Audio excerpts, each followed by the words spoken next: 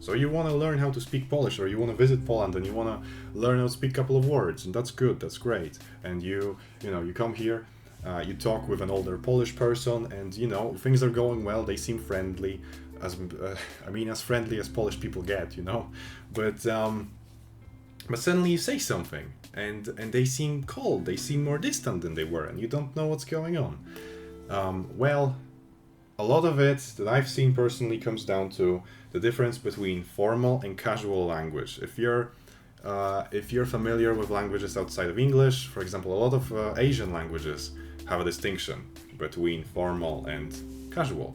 There are different words that mean the same thing, but you say them differently depending on whether you speak to someone like a friend, or a family member, or whether you speak to someone like a stranger or a coworker. And it's the same thing here.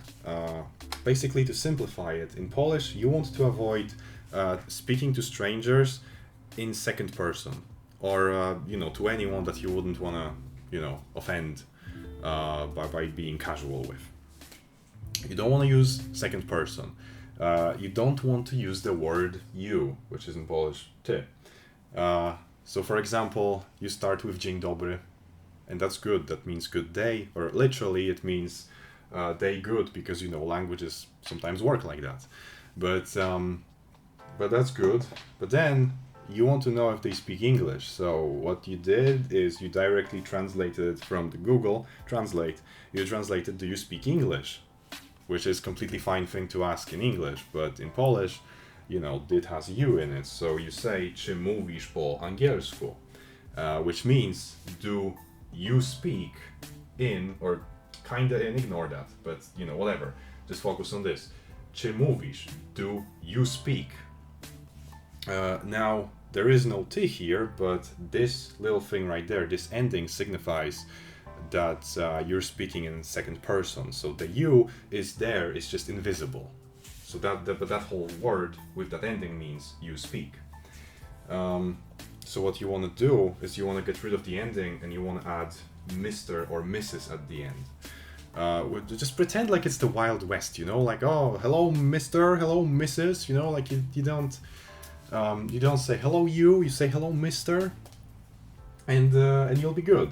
So you say instead, czy mówi pan po angielsku? Or if you're talking to a woman, you say, czy mówi pani po angielsku? Because pan is Mr., pani is ma'am, or Mrs. or Misters, whatever, all of that. And they're all good, they're all formal. There are also a couple of other things that are just part of casual language, which I can't quite explain super well, like cześć. You don't want to say cześć to people. It means literally hello. It's fine in English, but but I guess it's not fine here. I don't know why, but I'm sorry, but I didn't make the rules, and so yeah, that's why you say dzień dobry. You don't say cześć. Or you can say dzień dobry panu if you're talking to a man, or dzień dobry pani when you're talking to a woman, which you just add these, right? So yeah. Also, when you're speaking casually, when you're talking to a single person casually, usually at the end there is sh, and usually when you're talking to a group at the end it's cie.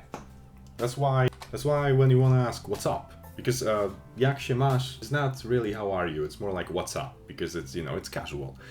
Then when you're talking to a single person, you say jak się masz, but if you're talking to a group, you say jak się macie.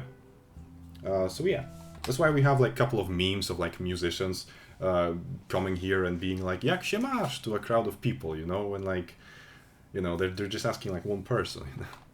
But yeah, so basically to summarize it all, don't say cześć, say dzień dobry, like you've already been doing, very very good. But anytime you're translating, if you want to communicate and you want to translate something to say in Polish, translate it in third person. It will literally be correct in third person. Just talk in third person instead of like when you're talking to a cashier in a shop. Instead of like asking, do you sell ice cream in this shop? Ask, does Mrs. sell ice cream in this shop, or does Mrs. have ice cream in this shop? Because it'll be correct. It's the correct way, the polite way of saying it.